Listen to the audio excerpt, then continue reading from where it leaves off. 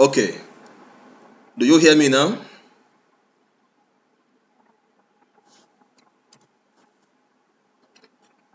Do you hear me now?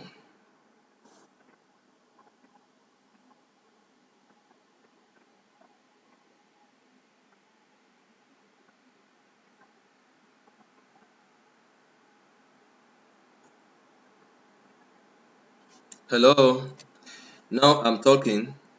Please, can you confirm that everything is fine? My voice is loud enough?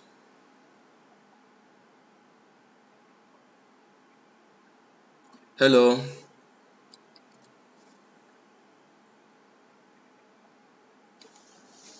please, can you confirm that everything is fine?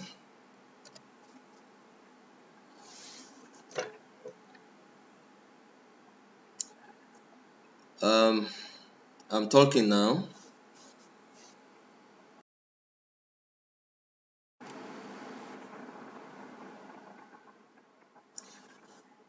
Please, can you confirm that my voice is loud enough?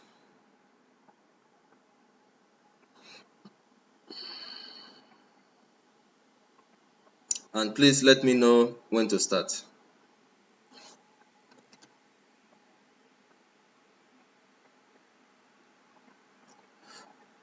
Okay, good, good.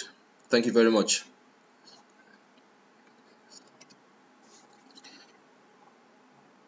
Okay, I'll be waiting for Engineer Dauda to let me know when to start.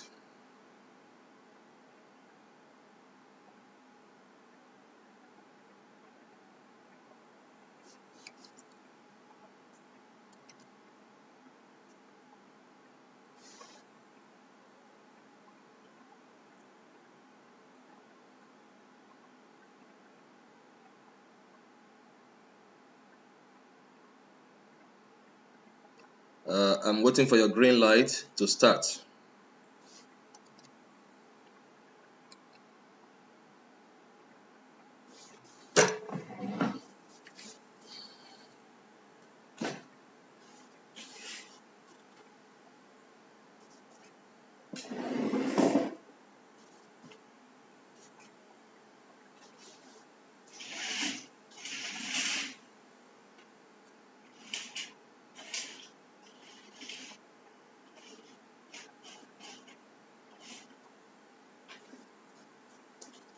Okay.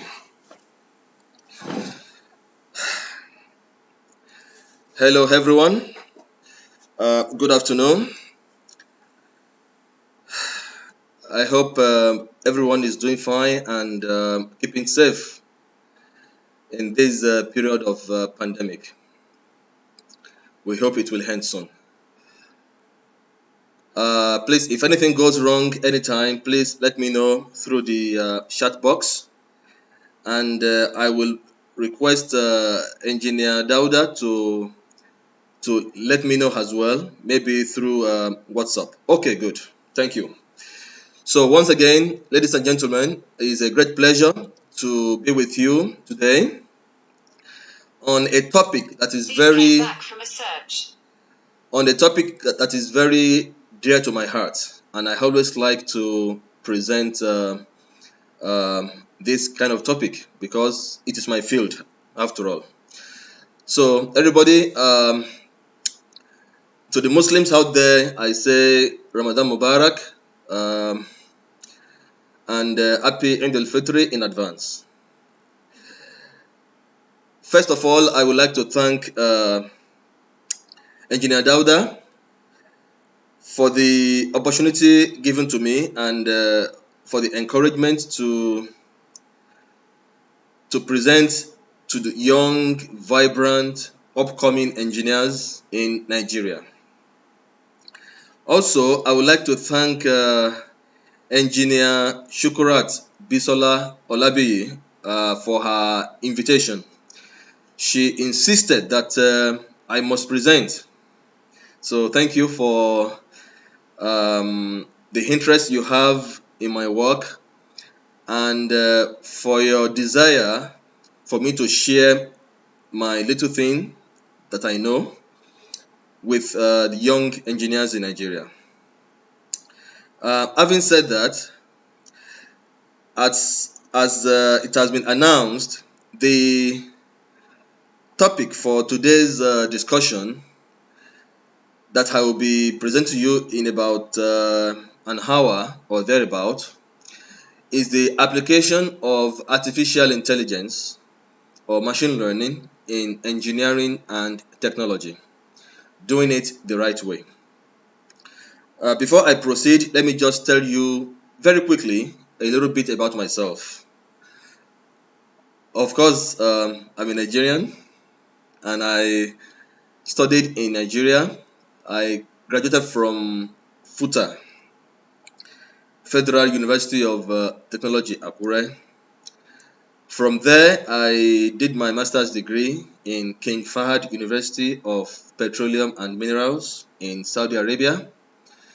And after a short while, I proceeded to Malaysia for my PhD, all in computer science, and with a special focus in the application of machine learning in oil and gas industry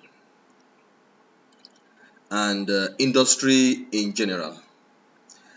And as I'll be showing you, AI is one of the latest technologies that came about as a result of the fourth industrial revolution. In addition to my educational background, I worked briefly in Nigeria. My first place of work was in Akure, HTRGJ Computers. I was there for about a year before I joined the computer center at Obafemi Awolowo University, Ile-Ife from 2001 to 2007. So after that, I worked briefly after my master's degree at the Research Institute in King Fahd University of Petroleum and Minerals in Saudi Arabia. And I was there as a research engineer.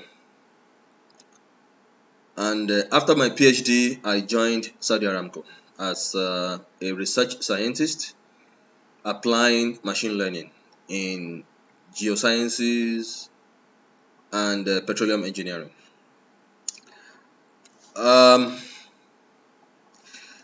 After this brief introduction, I would like to say that what I will be presenting to you today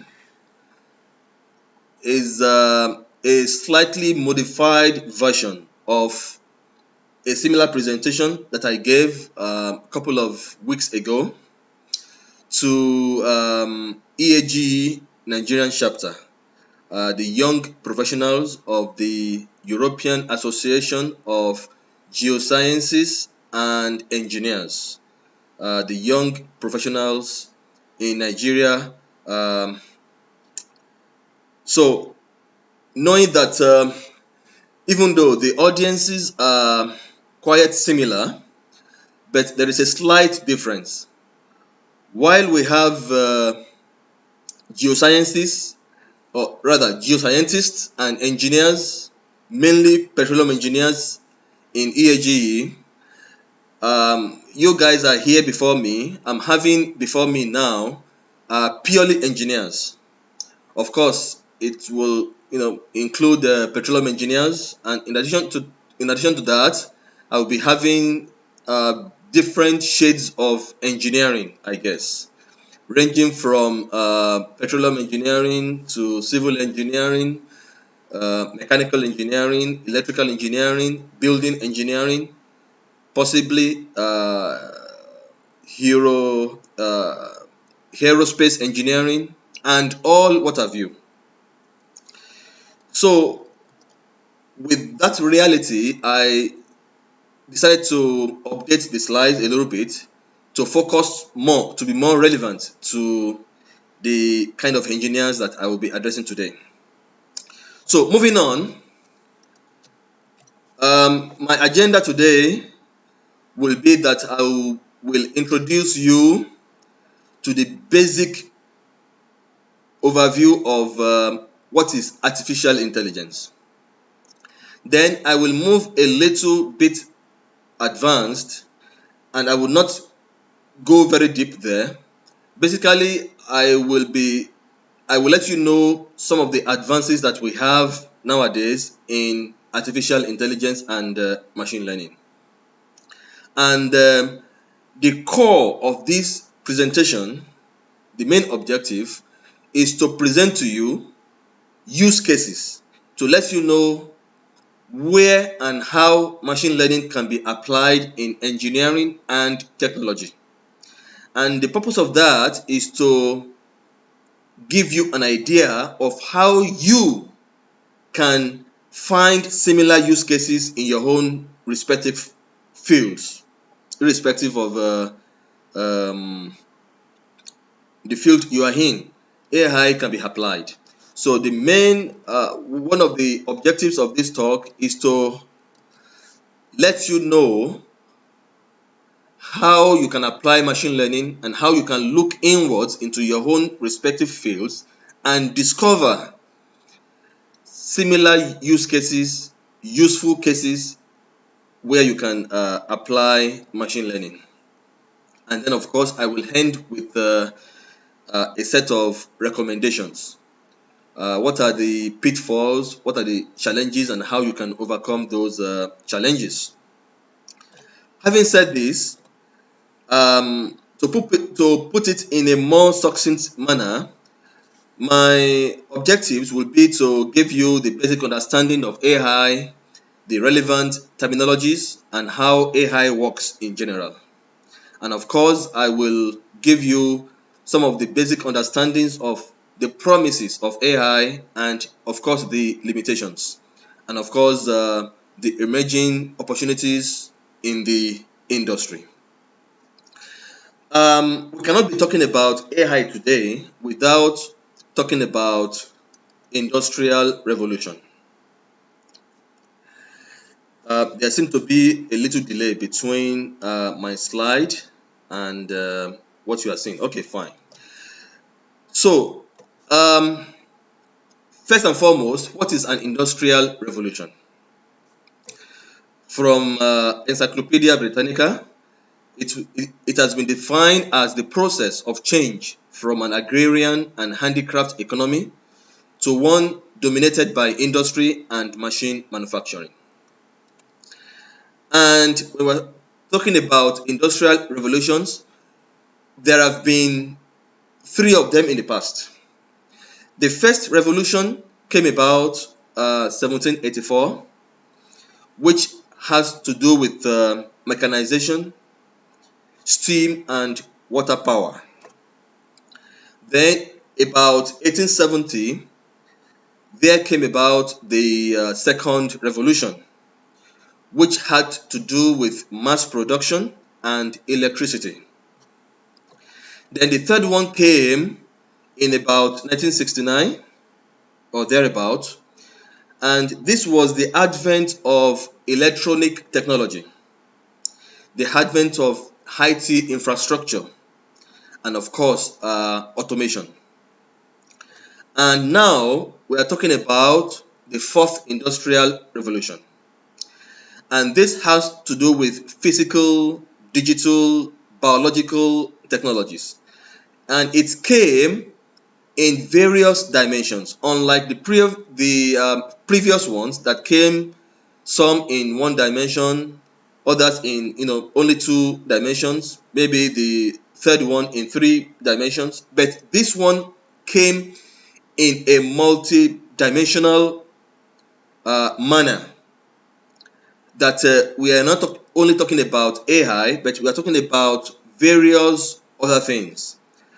We talk about AI, we talk about massive connectivity, we talk about Internet of Things, robotics, big data, high performance computing, nanotechnology, and all what have you.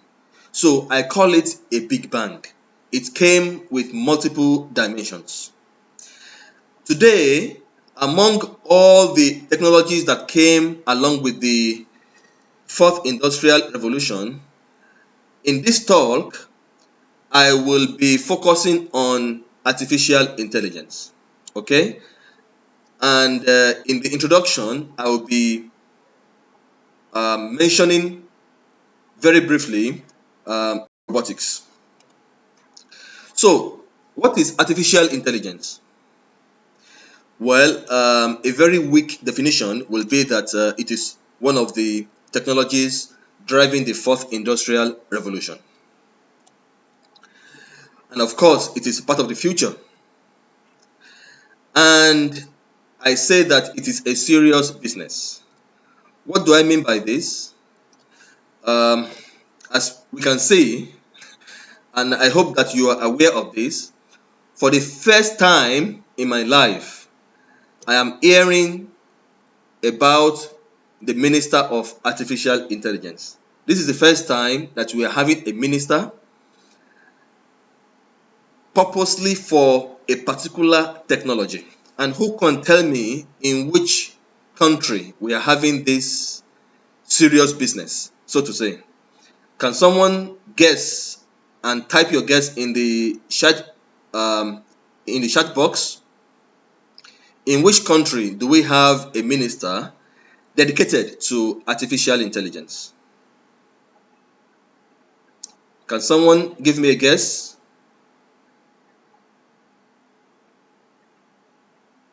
Any guess?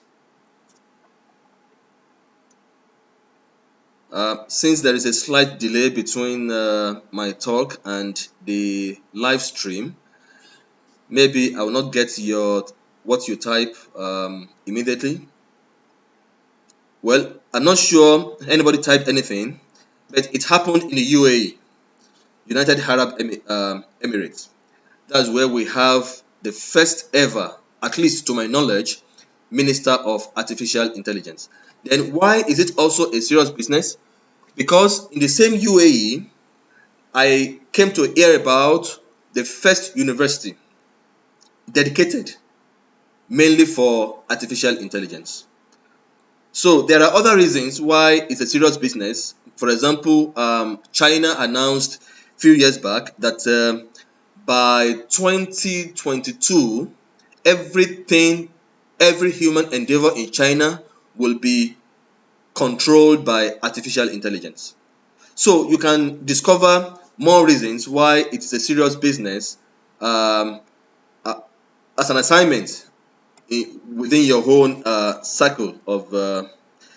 Okay, someone typed Saudi Arabia. No, as I've said, it happened in the UAE, United Arab Emirates. So now let's leave the weak definition of AI. Let's now come to a more realistic definition. According to John McCarthy in Stanford University in the US, AI, actually, I should let you know that there are various definitions of AI out there. But the one that appeals most to me is this. It is the science and engineering of making intelligent systems. Now, I will try to explain the keywords. When we say, of course, science is clear, engineering is clear. Now, what about the intelligent systems? Well, we might be referring to hardware, software, or even both. In terms of hardware, we might be talking about robotic arms, for example, the one that is used in maybe automobile industry to assemble the various parts of a vehicle, or in a bottling company like Coca-Cola, where a robotic arm will grab an empty bottle, fill it up with the liquid, and put a cork on top of it. It can come in form of a software where we have, algorithms that are intelligent enough to interact with humans as well as with the environment. And we can have both the hardware and the software combined in one. For example, we have some intelligent rovers that can be sent to remote areas, and they can independently take samples, analyze the samples, and transmit the results back to the base station. So AI nowadays um, is available in different flavors. Now, a little bit about history. A little bit about history. Though I'm not going to spend so much time here because we're not here for history, but even culturally, we like to go back to our history. So, the history of artificial intelligence started back in 1941 when the first electronic computer came into being. Why did I go back to this period? Because we cannot talk about AI today without talking about the computer itself. So the AI technology came on top of the computer technology. Then things progressed. In 1949, the first commercial program was developed.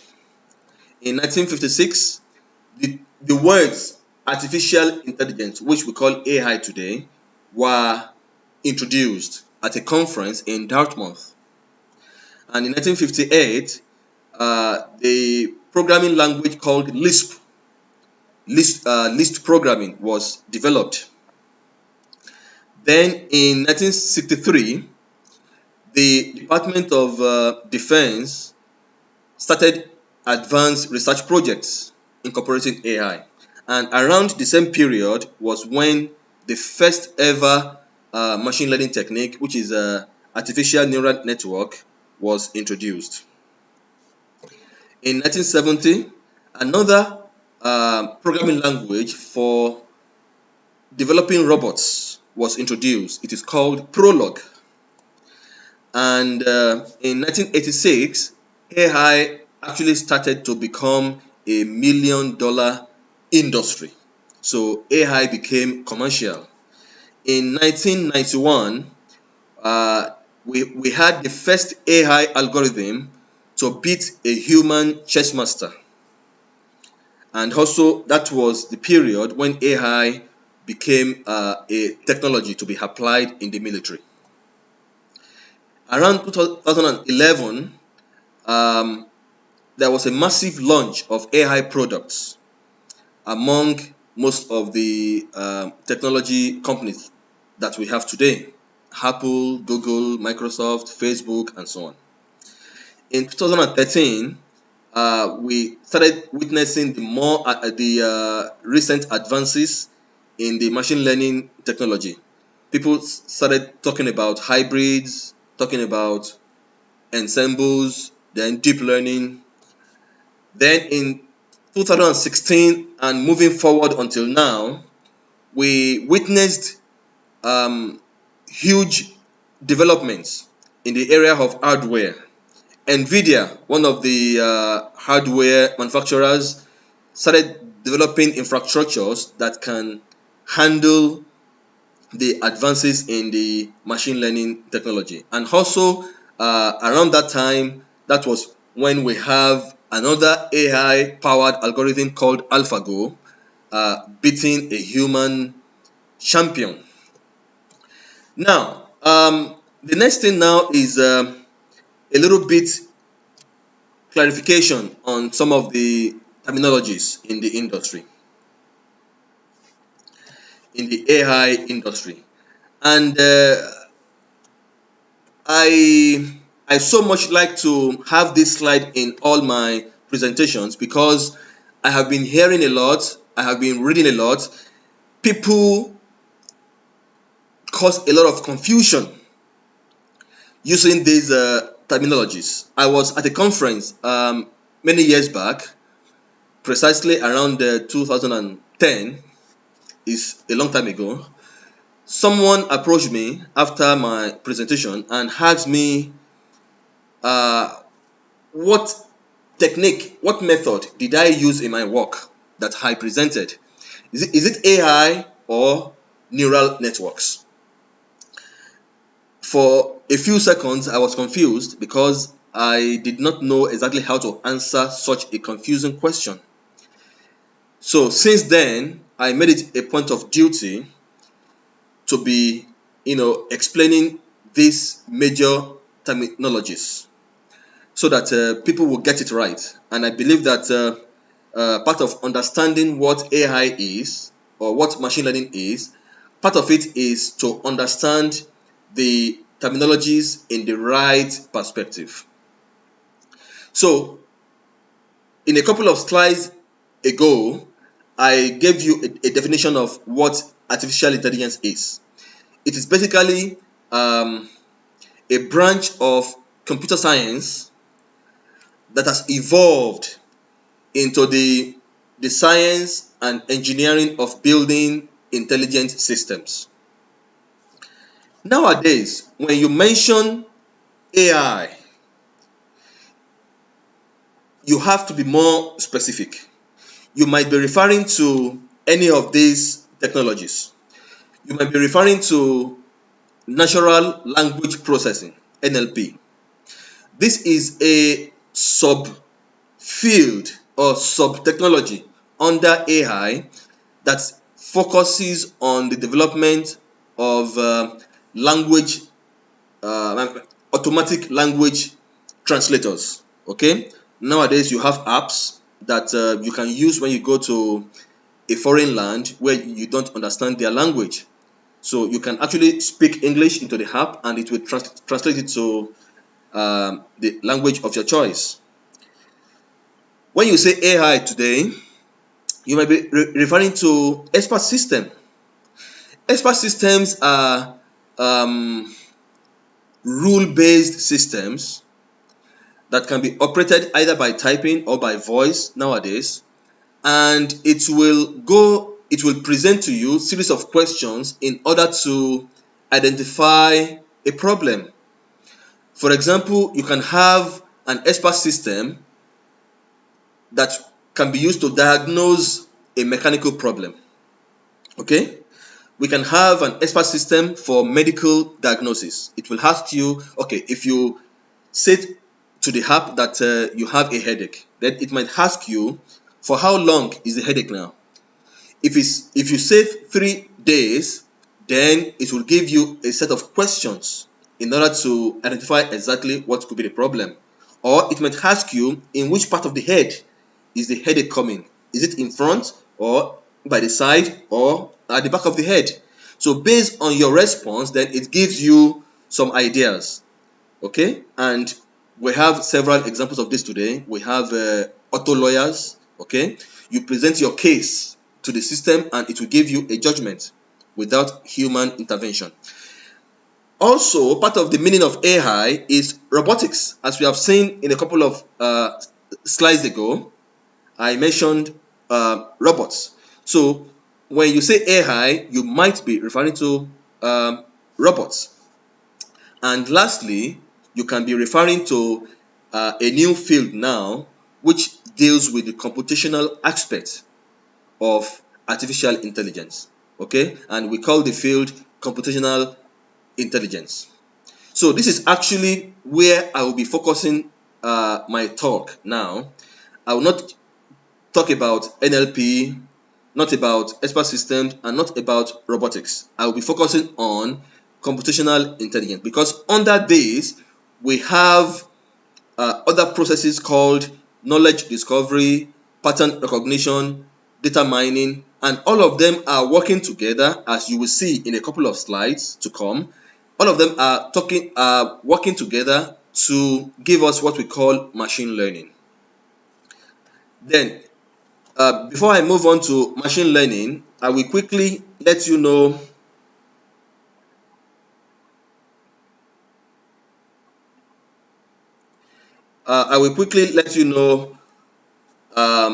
to quickly go through some of these processes. I mentioned the knowledge discovery process. What do we mean here? Usually, as you will know probably by now, when we talk about AI or machine learning, we are mainly talking about utilizing data, okay? Proper utilization of data. And as you know, nowadays we are producing a lot of data. We have data all around us. We generate a lot of data on our mobile phones. We generate a lot of data, okay? Even I mean, in all human endeavors, data are being generated massively. So, making sense of this data is part of what the knowledge discovery process is meant to achieve. So, you have a bunch of data somewhere in a database, okay? You go there, you have an objective, okay? You have to define an objective. An objective could be, okay, you want to perform a predictive analytics on a machine, okay? An objective could be you want to um, predict the flexural strength of some concrete beams if you are in civil engineering, okay? So you must have an objective. Now, based on that objective, when you go to your database, of course, you don't need everything that you have there. You have to select your data. So that is what is meant by data selection. After that, you have to pre-process this data depending on the nature of the data. Okay? You look at the data, maybe you look at the range, what is the minimum, what is the maximum, okay? Do you need to apply some transformation? Do you need to do some cleaning, remove blanks, remove unrealistic data? For example, if you are looking at a data about age, of course, you can't have a negative age. So this is what I mean by QCing your data. Pre-processing the data is about QCing, cleaning. Then, do you need to do some transformation of your data? For example, do you need to standardize some of the features or parameters? Do you need to normalize them and so on? After that, then you apply your data mining method. That is, what exactly do you want to extract from this data? And when you have done that, you evaluate the results and then you compare the result to your objective. Okay? Have you achieved your objective? If yes, then you have a new knowledge. If no, then you have to go back to the beginning, go back to your database, and then select a more appropriate data that will make you achieve your objective.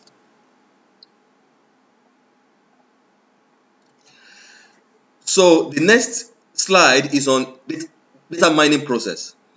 As I just said in the previous slide, data mining is about making sense of your data, extracting some valuable information from your data, basically discovering a new knowledge from your data. And to achieve this, you have different tools or different approaches or different infrastructure. For example, you need a database, as you saw in the previous slide.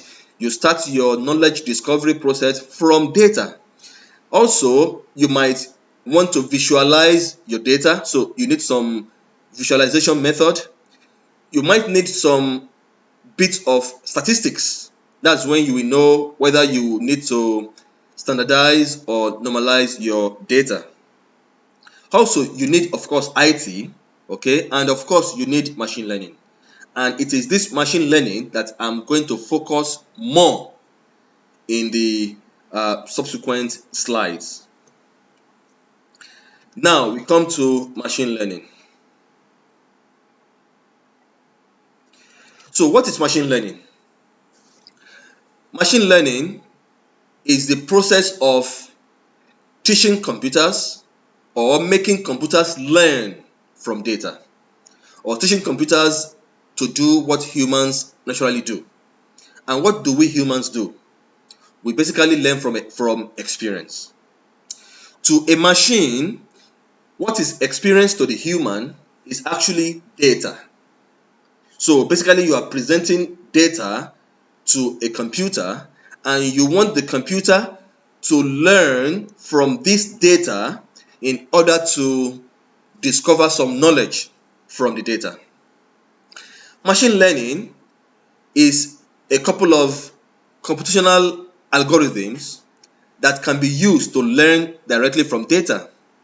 And you do this when there is no predetermined equation as a model. Okay?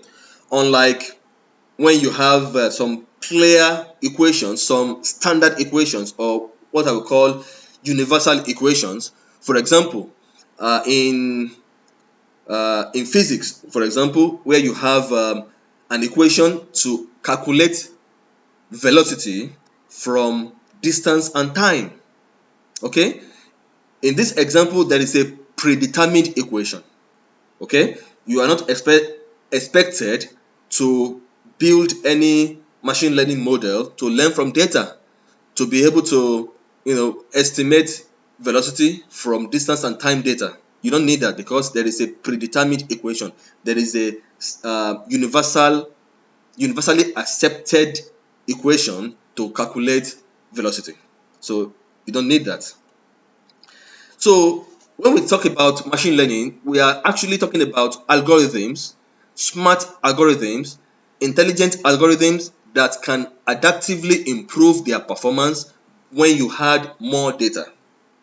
So as humans increase their experience by more years of work, the same way you can improve the performance of your machine learning model by adding more data. So in this case, the data you are adding is actually equal or equivalent to giving more experience to a human. And basically what we do in machine learning is to find patterns that are hidden in our data in order to extract useful knowledge, useful information. Now, I call this slide machine learning plus. It is actually about going deeper into machine learning.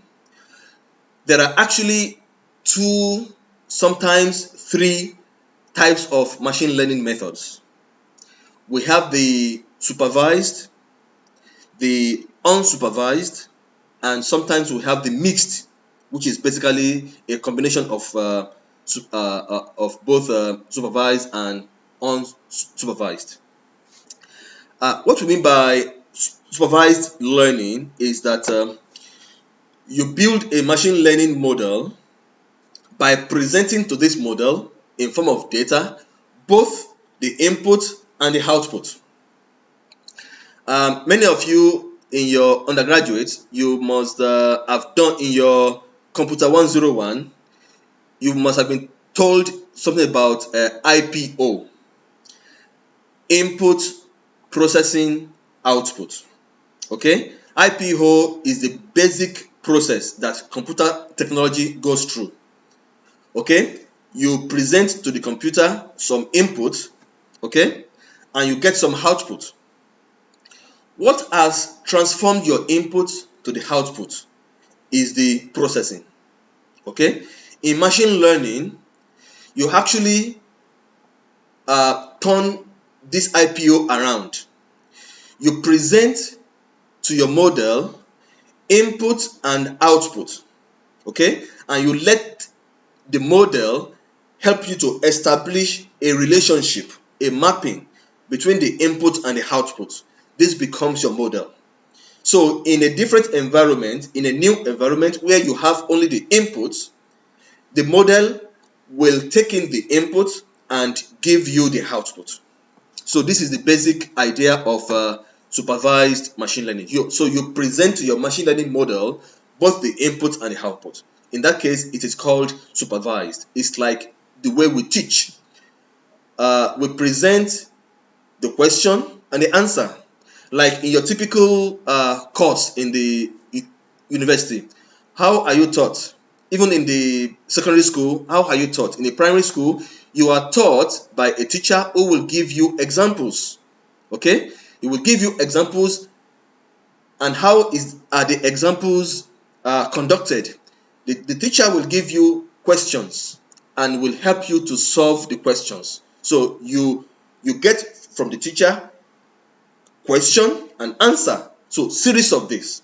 This is what you ingest in your knowledge that gives you ability to be able to sit in an exam, or ability to be able to face a new question. or the same question that was given to you in the class. So in this sense, when you have both the input and the output given to a model to build a model, this is a supervised learning. Unsupervised is when there is no output. So you have only a bunch of data that you give to your model, and you want the model, the machine learning engine, to help you to discover some clusters, to discover some associations in this data. So since you have only the input, there is no output, this is called unsupervised learning. And a very good example of it is basically clustering. Okay, clustering is the process of trying to identify likely groupings or clusters in a bunch of data. So, and as I have said a while ago, in some discussions, you might hear about mixed learning or hybrid learning.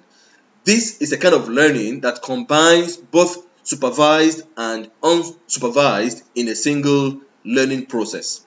Now, under the supervised learning, you can be dealing with classification learning or regression learning. What is the difference between the two? Regression learning is when your output is composed of continuous variables, continuous numbers. Okay? For example, if your output is age, then you are doing regression. If your output is some um, some numeric parameters, some numeric values, like in petroleum engineering, your target, your output is porosity or permeability or saturation. This is regression. But if your output has to do with for example, you want to build a model to predict for you or to give you a predictive maintenance. You want to know in real time the condition of a mechanical system. Is it normal? Is it abnormal? Okay. Even within the abnormal, you want to be able to know what level of abnormality and so on. So in this case, you will know that you are not dealing with numbers. You're not dealing with continuous variables. You are dealing with conditions. Okay. Normal, abnormal, high risk, low risk. So these are called discrete variables, and you represent them by labels in your machine learning model. So you can say, okay, if you have a binary situation, like in a predictive maintenance where your target is to know whether your machine is in good condition or not. In this case, you have a binary. So it's either it is good or bad. So in your model, you can represent, or in your data that you present, that you use to build your model, you can actually represent good condition with label 0 and bad condition with label 1, or the other way around. It doesn't matter. It's a matter of, all you need is to be consistent. All you need is to be consistent. So that is the classification. So basically, just to like a quick recap, regression is when your output is continuous, and classification is when your output is discrete or is composed of labels or conditions. And clustering is just discovering groups in your data. And there are various numerous machine learning methods out there that you can use for clustering, for classification, and for regression. So for clustering, we have many methods. The most popular one is the k-means. Then for classification, you have neural networks, you have support vector machines, you have k-nearest neighbor, and so on. And most of the methods that can perform classification, most of them can also be tweaked in a way so that they will be able to handle regression problems, algorithms.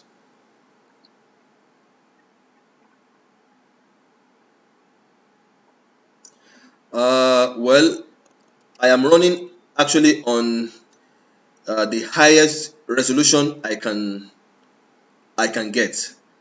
So I'm sorry, I cannot increase the quality. I put my laptop on the highest resolution possible in order to give you the best viewing experience. So the next slide, I think it's probably due to your, I don't know, I think your network. So to summarize everything, I have in this slide what I call a generalized supervised machine learning workflow. Okay, basically, as I said a while ago, you have your data. Okay, and here I'm giving this demonstration on a supervised machine learning method. So the x1, x2, x3, and since we are dealing with multiple dimensions, you can have xn, where n is actually um, uh, can be unlimited. These are your inputs, okay, and then y can be your output. Let me give a real example here. I am more familiar with petroleum engineering problems, so I'm sorry. Apologies to other engineers in other domains. I may not be able to give you specific types of examples. In petroleum engineering, if your target is to predict permeability, for example, rock permeability, this will typically be your output. So your y in this case is the permeability. Then what do you want to use to predict your permeability? Traditionally, permeability is measured in the lab. Okay, you go to the field, um, drill a well, take some core samples, take these core samples to the lab, then analyze, and then from there you use some equipment to measure the permeability of this rock.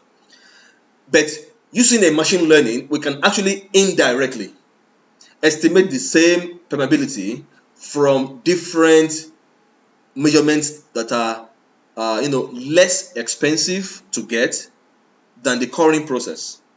So in this case now, my x1, x2, x3 can be wireline logs. These are measurements that you do when you insert a probe into the well bore. And you can have similar examples in other fields. For example, in civil engineering, when you build or you construct some reinforced concrete beams, okay, there are many materials that you can add to your cement to give you different levels of strength. So the quantity of those things that you add to your cement additives, or that you that you mix with your sand and water, all those things will be your x1, x2, x3. They are your inputs. And the residual strength of the concrete beam can be your y, it is your target. So basically, instead of going to the laboratory to mix different additives, different materials, different amount of water, different amounts of silica, different amount of cement, and so on, you can actually use a machine learning model with the data that you have been generating in your lab over the years. You can bring those data, use them to build a model, and you can simulate different conditions of the input to give you different outputs using the model that you have built. So doing this is actually, when you combine the inputs with your output, you are basically talking about building a training data. And you use this data in a supervised manner to build a machine learning model, which can be any of the methods that I mentioned in my previous slide.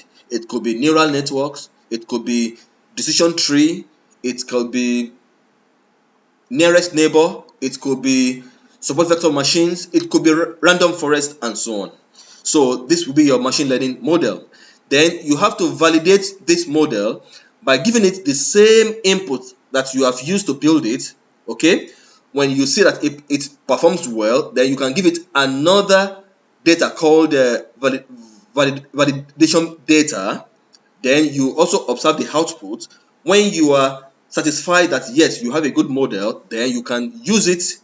You take it to a different environment whereby you have only the inputs, you have the wireline logs, the sonic, the neutron, the density in terms of petroleum engineering, or the amount of water, amount of silica cement, amount of additives, and so on. And the model will take in this input and give you the output. In that case, it will give you the permeability of a new well, or the residual strength of a new concrete beam, without actually performing those experiments. So this is the essence of building machine learning models. If you have ever built a linear regression model in Excel, then we are talking about the same thing. As you know, your model has weights that is assigned to each variable that you have in your equation, and then you have a model. So given the inputs, your x1, your x2, your x3, up to your xn, you can actually, and when we say machine learning model, it is actually a mathematical model. It's a complex, highly nonlinear mathematical model that has a set of inputs that has been optimized with respect to the output. It is as simple as that. So now the learning process is very important. It is very, very important, and that is the challenge that you have to face. That is what machine learning is all about.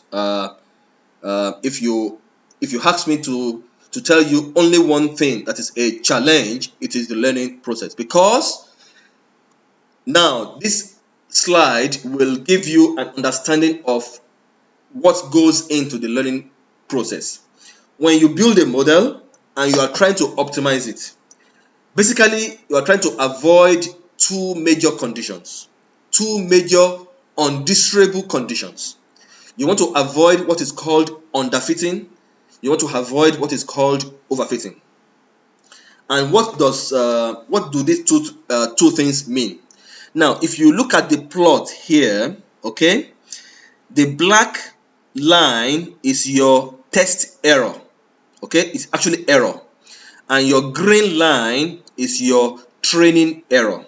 Okay, now when you evaluate your model, initially you have very high errors. Okay, both the training error is high and the testing error is high. Let me repeat again. What is training and what is testing?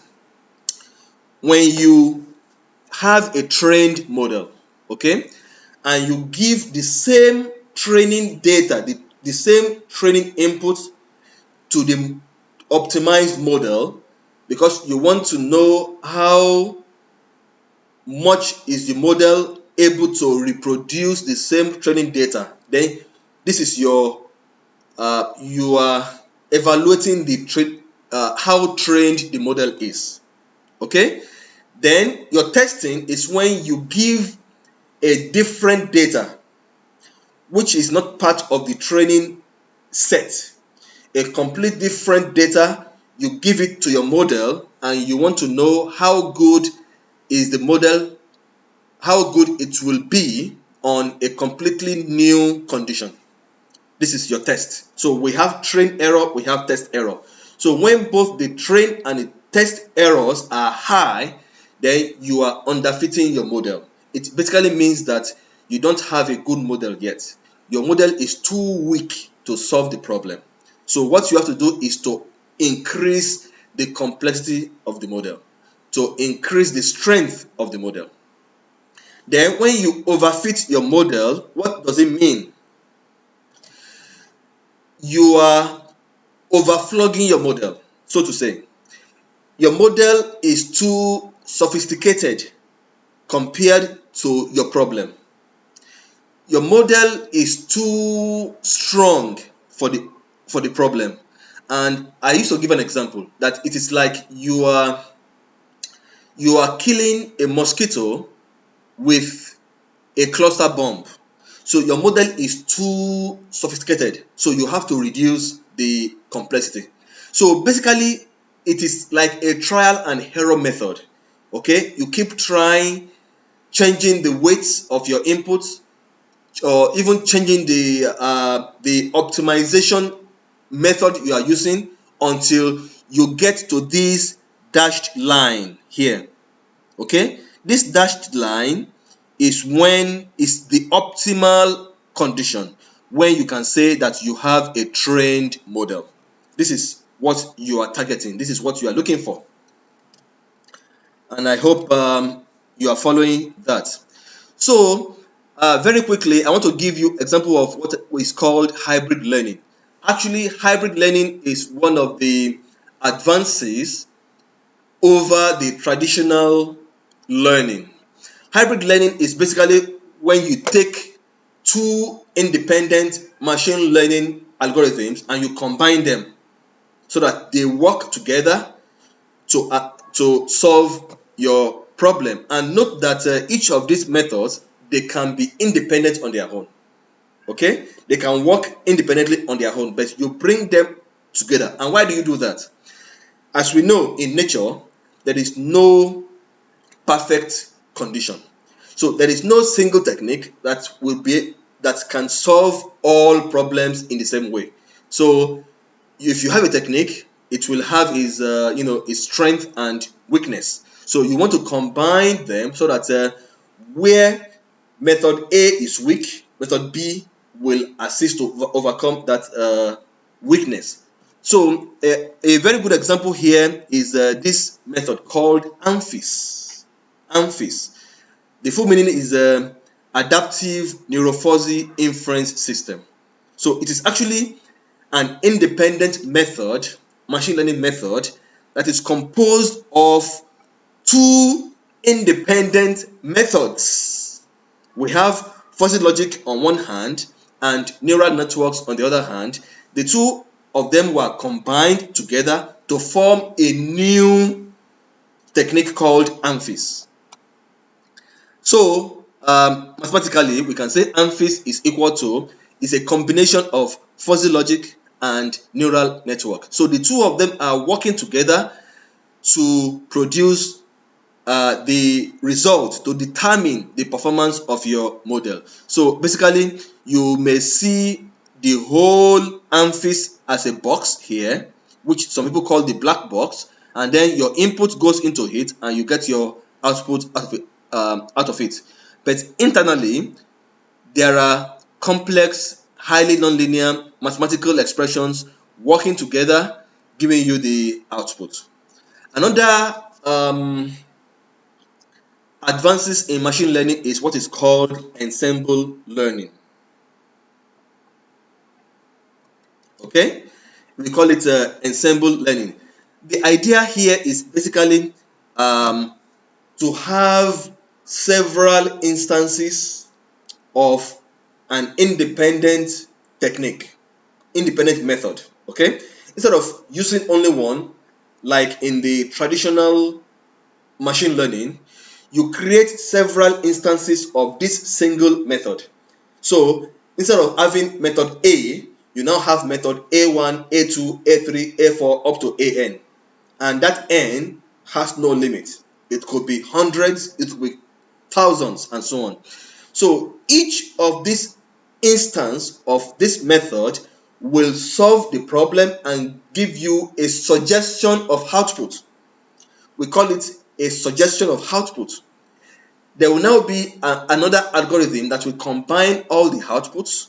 Okay, the combination could be simple averaging, or simple averaging in terms of if you are doing regression, you can take the average of all the outputs to give you a single output that will be the solution to your problem.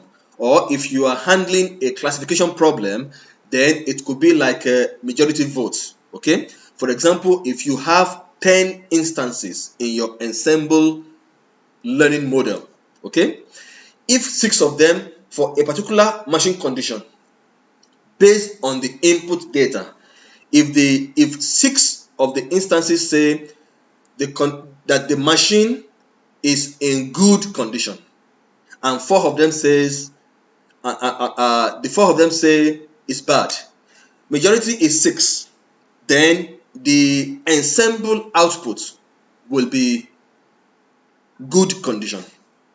Okay, and it is based on human committee system. Okay, why do we have committees in what we do?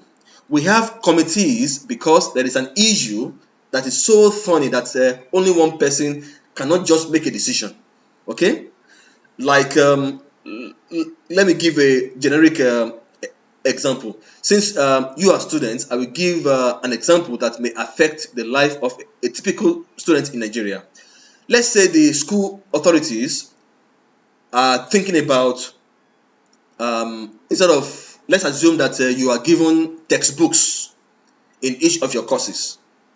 Unfortunately, this is not done in Nigeria, but it is done in some foreign universities. They actually give you, like where I did my MS degree here, for each course I am given a textbook.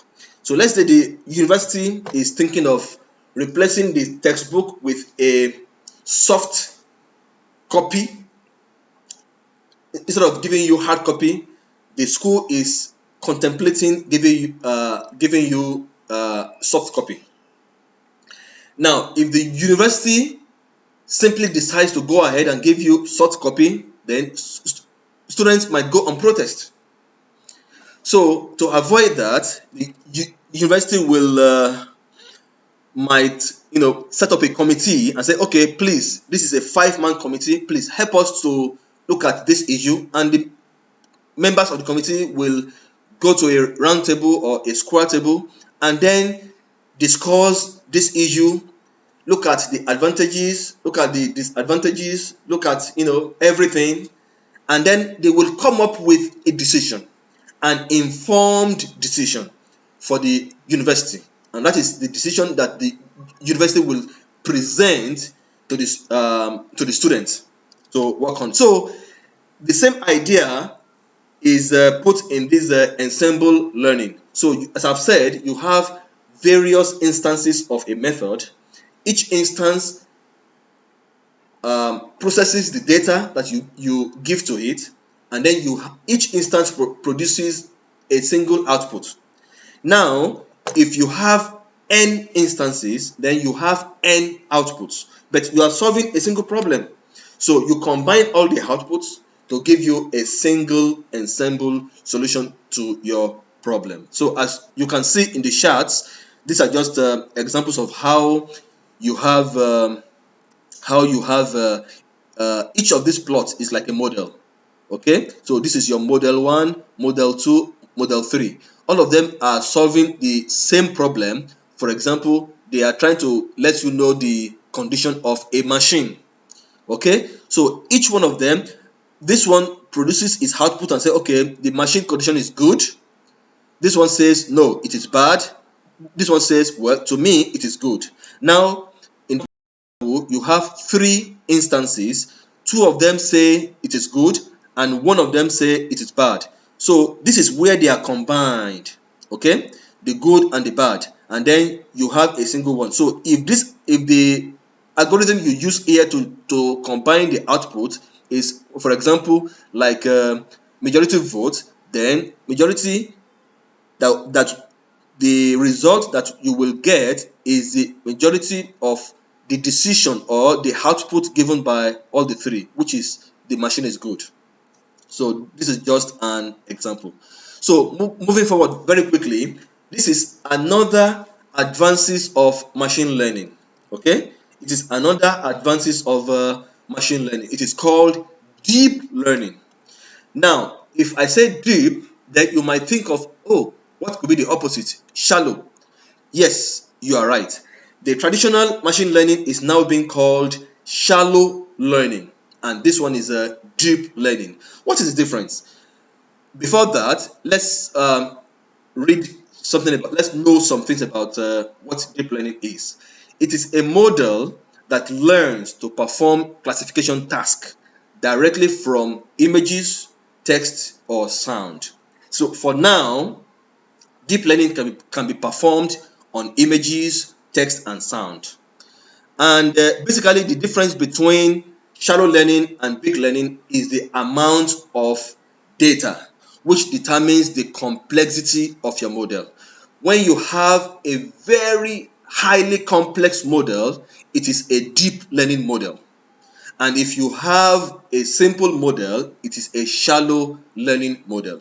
And this is just an example here. This is an example of neural networks. Okay. In the traditional shallow neural networks, which is the one on the left, basically when you have your input layer and you have your output layer, in between you have the hidden layer. So when you have like one hidden layer or two or three or four, this is shallow model.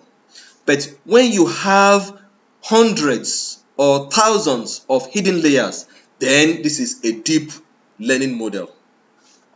Okay. And this is just an example of a deep learning model.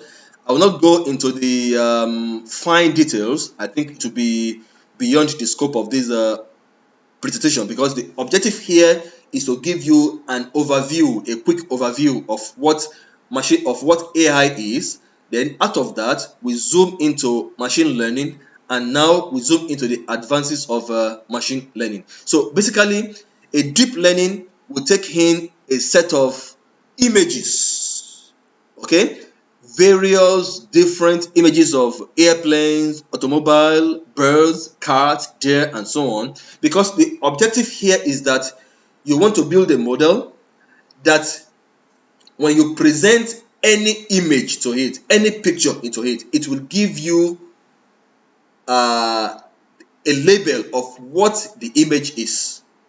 So in order to do that, you must have collected different types of images out there, and you label them. Okay, you give it different shapes, different types of trucks, different shapes of sheep, different shape of frog, and so on, to build this model. Okay, now after doing that, you have your trained deep model. Then you can give it any image. For example, you give it the image of a dog. It says, well, what I'm saying here is the image of a dog to a high degree of confidence. Though it looks like other things to me, but in all, I am 94% sure that this is a dog. Then if you present it another image, for example, you give it a cat, it will say, well, this looks like a cat to about 91% of confidence, and so on.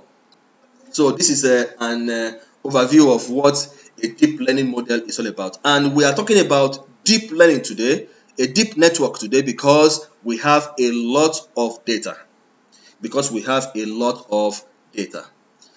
Now, I'm getting closer to what will be of more and more benefit to you. When exactly can you use machine learning? When can you use machine learning? Well, you can use machine learning in your various fields, and I really want you guys and you ladies and gentlemen to use this slide to sit down and think of how you can apply machine learning in your respective fields. Okay? When can you use machine learning? Number one, when there is no existing rule, okay, or equation.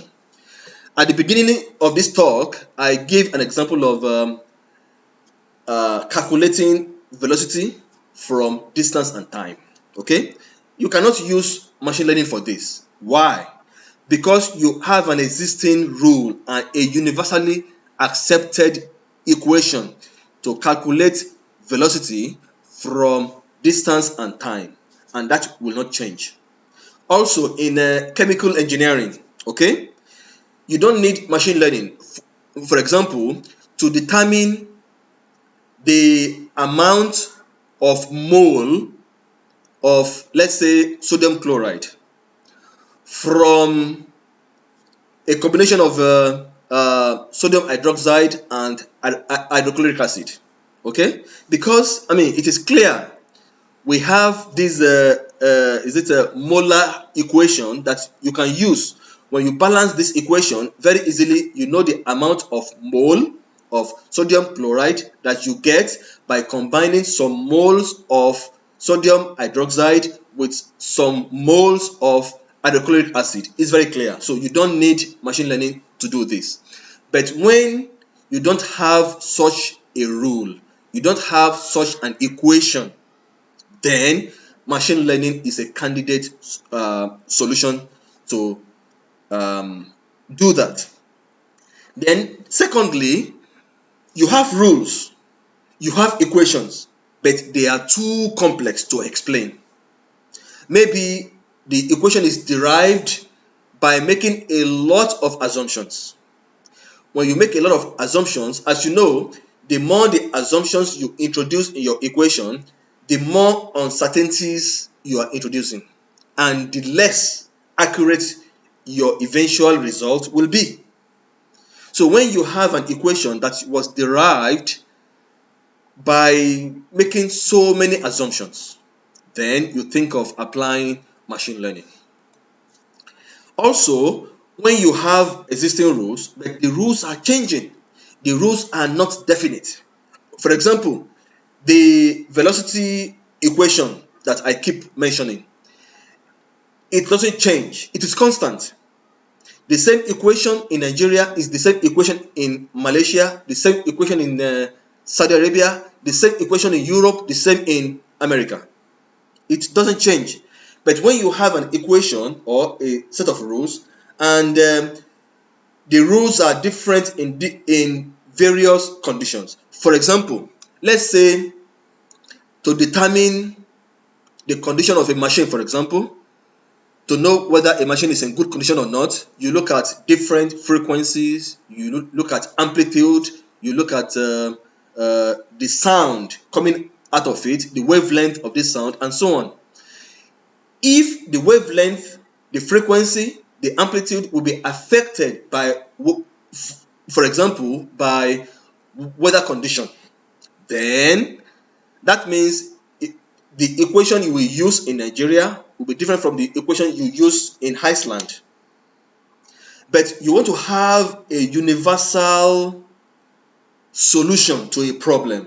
You don't want your problem to be affected by different weather conditions. Then you think of applying machine learning. And also, when the nature of your data keeps changing, okay, you have a bunch of data and the nature of this data keeps changing. For example, you have live streams of data, okay, coming to you, and the data is reflecting the different conditions of your machine. Then you think about, in that kind of situation, using a fixed equation that will not adapt to the changing nature of your data might give you wrong results. So in this case, applying machine learning will be the way out. And of course, when you have large amount of data, you will agree with me that most of the equations that we have out there were derived based on certain amount of data somewhere. And that condition, the condition of that data in that place may not apply in the same way with a similar data of a similar condition in a different environment. So when you have that kind of situation and you are dealing with a large amount of data, then you think of applying machine learning. Okay? Now, what are the challenges that you might face when you apply machine learning? Machine learning requires substantial amount of data. So you need to have a lot of data to have a meaningful or a useful machine learning model. Then the learning process. If you remember the slide where I showed you the difference between overfitting and underfitting, okay? The objective of a learning process is to be at a point in the middle where your model is neither overfitting nor underfitting. And to achieve this is a lot of work. So the learning process requires a degree of expertise. And the more you do, the more you learn, the more you know. So I encourage you to start somewhere and then keep growing. Another challenge that you can face when applying machine learning is that here focus is on data, okay, not on the physics of the problem. And that is where a machine learning expert like me run into problem when I'm attempting to solve a problem. The engineers will tell me that you are not considering the physics of the problem, but this problem is so complex that you cannot even explain the physics. And whatever physics there is in there is already represented in the data. So machine learning solutions are driven by data rather than by physics of the problem. And that might be a problem because as an engineer, okay, the industry is looking for an engineering solution. But there is no problem as long as the data that you are using has in it the engineering problem. Then this is the way I um, this is the way that I usually present my solutions to the industry experts who are mainly petroleum engineers.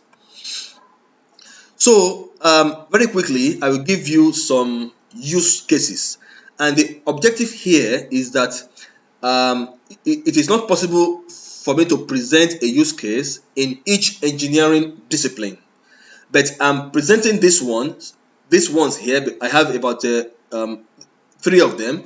I'm presenting them so that when you understand how they are being used here, then you can sit back and then think of how you can come up with a similar problem in your respective disciplines, and then how you can apply machine learning to solve the problem. The machine learning application usually comes with the objective of it could be reducing operational cost, manpower, or time requirement. And I'm giving this example here from petroleum engineering. Okay, you want to estimate reservoir properties from wireline logs. For example, as I mentioned earlier in the talk, permeability of rock usually is measured on core samples taken from the field to the lab.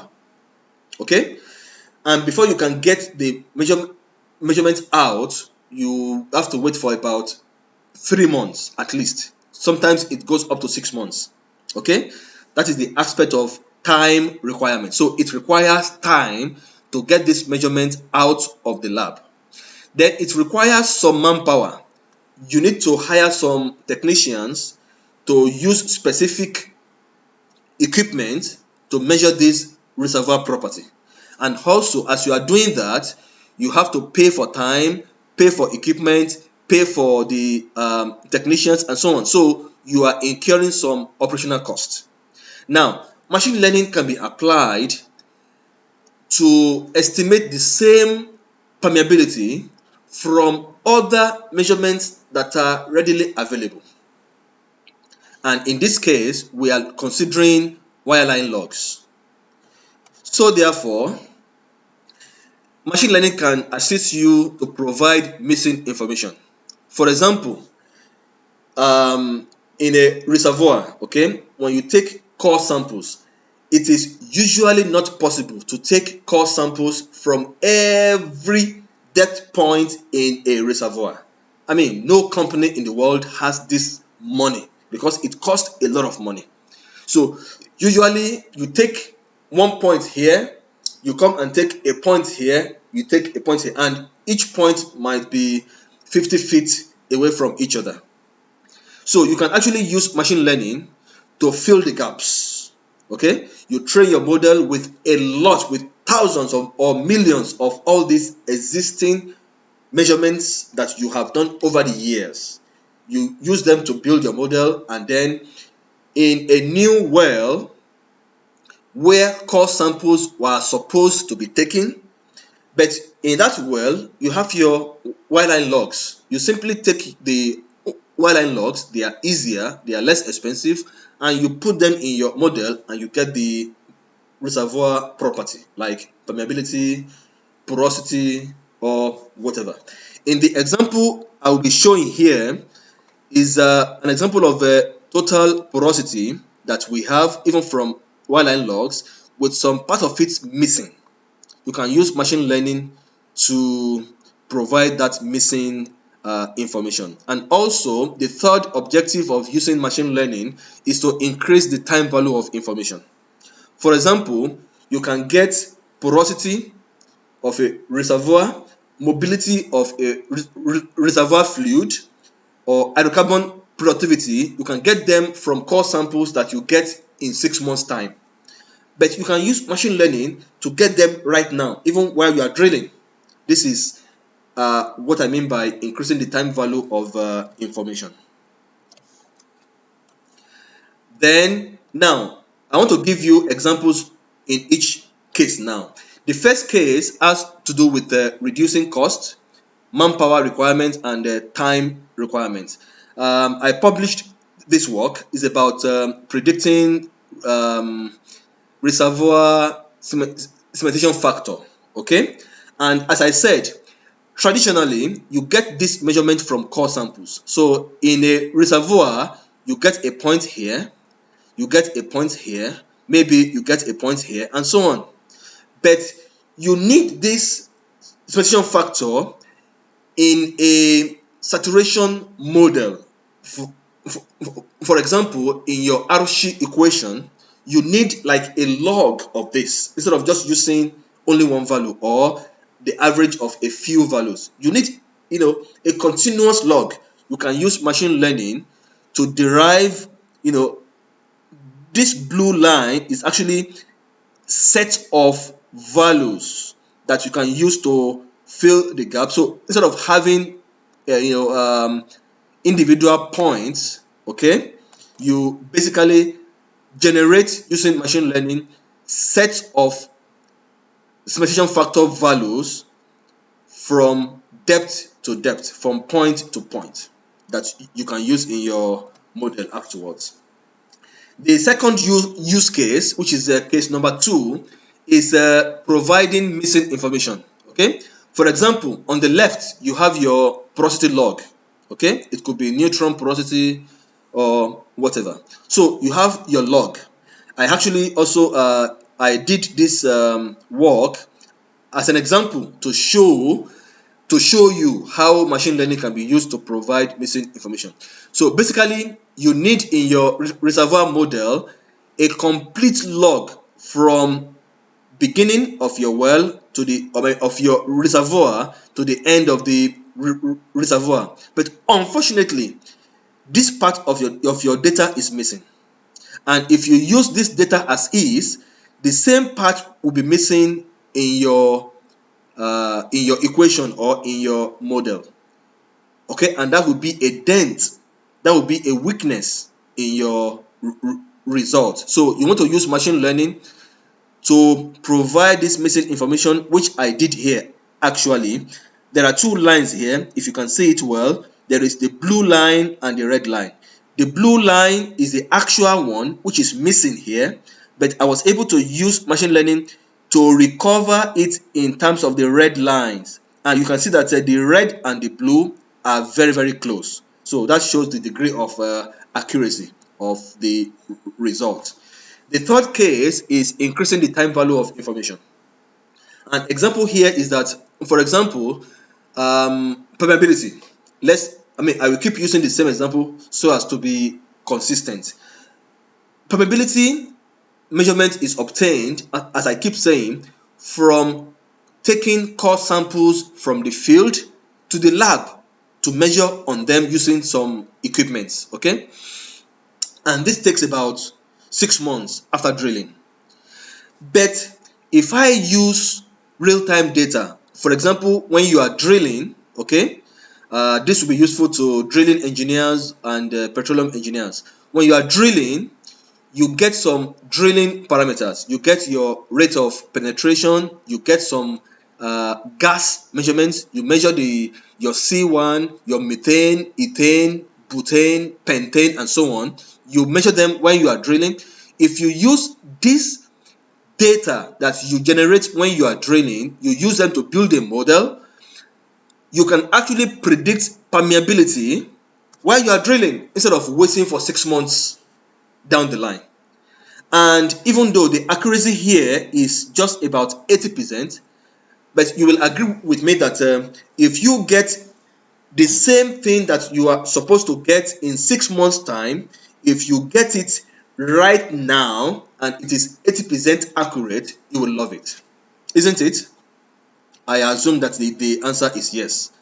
And if you take it to even to petroleum economics, okay, if you do any GNS course in economics, you will have heard about time value of money.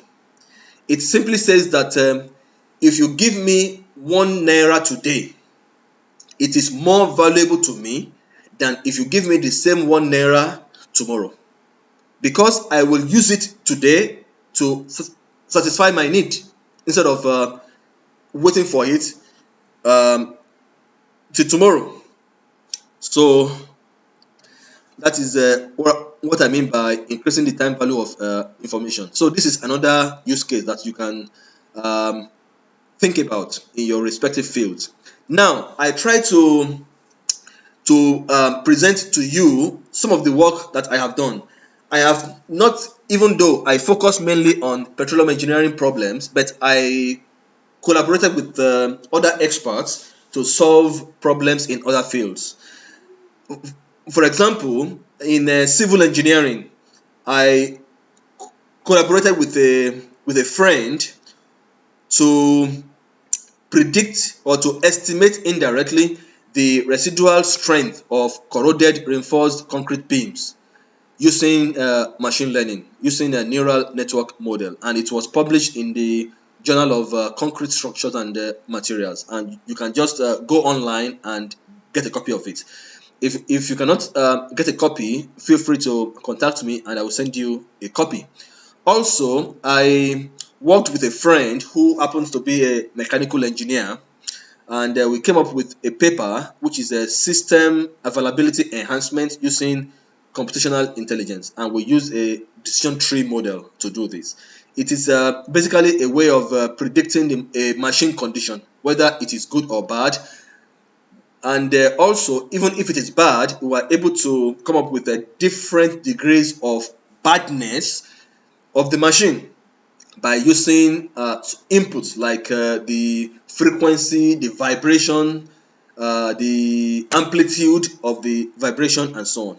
So these examples might be interesting to you, and I will encourage you to go online, get these papers, read them, and then they should help you to be able to come up with how machine learning can be applied in your respective fields. And feel free to contact me if you need help. So in summary, I'm sorry, I've spent well over 1 hour. I have given you a brief overview of what AI is, what machine learning is, and the various advances of machine learning. I gave you differences between supervised and unsupervised machine learning, and also I shared with you the goal of machine learning, what you need to know, okay, the requirements and the challenges that you might face. And I gave you examples, 3 use cases of examples from petroleum engineering perspective and with different objectives. And then at the end, I gave you examples of my published work in civil engineering and in mechanical engineering. So that will be the end of my presentation. Thank you very much, and I will be happy to receive your questions. And while I'm answering your questions, if you want to contact me, feel free. I'm on LinkedIn, I'm on ResearchGate, and you can actually get copies of my papers through ResearchGate. And also, you can simply send email to me, and I'll be glad to answer your questions. So thank you very much. Okay. You love to have a copy of what? Is it a copy of my papers? Okay, I will. Um, since there will be many people wanting to have a copy, please send email to me. I will respond by sending you a copy of the paper. As a civil, so that question is from John Shiloba. Another question from Marwan Oladele. As a civil engineer, what are your advice on AI? Does AI involve coding? How can we contact you? Okay, I have answered your third question. You can contact me either on LinkedIn, ResearchGate, or by simply sending email to me. Okay, feel free to send email to me. So, does AI involve coding? Yes, AI involve some coding. So you have to know how to code. I don't want. If I say no, then I will be deceiving you. So part of what you need to know is at least basic coding, and I'm sure you shouldn't have any problem with that because as an engineering student, I remembered when I was in FUTA, um, there is a course that computer 101 and 201. It's I mean it must be done by all science and engineering students. So you simply need basic coding skill. And nowadays, if you ask me what are the programming languages that you need to learn, I will say that MATLAB is okay. MATLAB is good for machine learning and data science in general, except for the cost because you have to buy the license and then you have to subscribe to the toolboxes. But if you are able to learn Python, Python is free. So Python is a very good tool for machine learning application. So, and also some people do their machine learning in C++, in C Sharp, or even in Java. So the tool that you use are flexible. The machine learning process is the same, it's a standard, but you can implement it in any tool. But I code heavily in MATLAB and also in Python. So, and I will encourage you to learn these two. As a civil engineer, what are your advice on AI? Well, my advice for you, as you will have heard me in the talk, is to sit back, okay, look at the various problems that exist in civil engineering, and then from what I have presented to you today, think about how a similar problem can be solved in civil engineering. And the same thing I will advise all of you to do. Sit back and look at your field, look at your each of the courses that you do. I'm very sure the lecturers will present to you the typical problems that you have in that aspect of your field. So try to see how you can apply machine learning in that field. Then from John again, John Shiloba, the published work, yes. Anyway, I follow you. Okay, you are welcome to follow me on ResearchGate. I will be more than willing to support you. Thank you very much. I think no more question is coming. If no question is coming, I don't know. We might put an end to it. I apologize for taking so much time, and I hope that you enjoy it. I hope the extra time is really worth it. Again, feel free to contact me. I will try my best. I may not reply your email immediately or the same day. I'm sorry for that in advance, but I will try as much as possible to attend to your emails as soon as I have the chance. So over to the moderators, Mr. Dauda Olatunji or Engineer Shukro Olabi, if you are there, if it is time to end the presentation, I thank you very well. There is another question from Marwan Oladele. Do you have reasonable online platforms that you can recommend to learn fully about AI coding and all? Yes, there are so many platforms.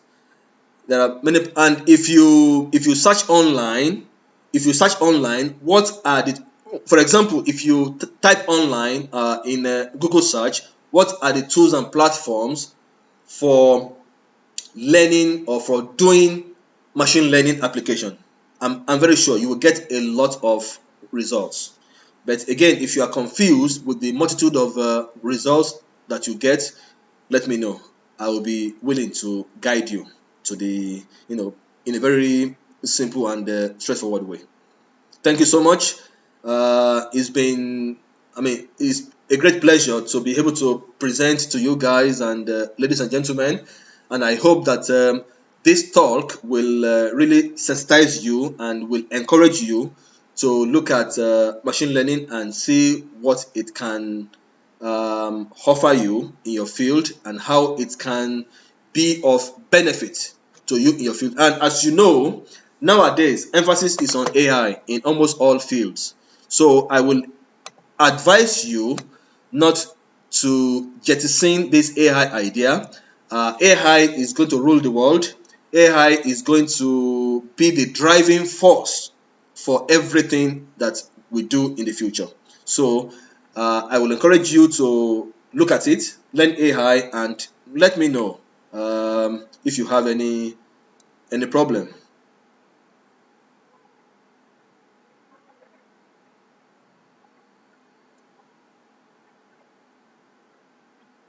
Okay, thank you very much, Mr. Larry Fajimi. I appreciate your comment. Thank you very much. So, once again, I thank the president, uh, Engineer Dauda. I thank you very much, and I also thank Engineer Shukro Olabiyi, who happens to be the chairman of the planning committee. Thank you very much. Thank you for inviting me, and thank you for being my audience. Thank you to every one of you, and I hope we will meet again in the future on a different topic. Thank you so much. Thank you very much.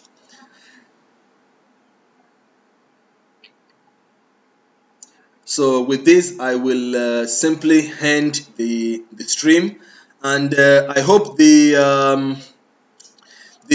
officials of this association will give you the link that you can use to watch the video later, and also the link can be shared with other people as well. And I hope that you can also you'll be able to download the link as well. I mean the video as well.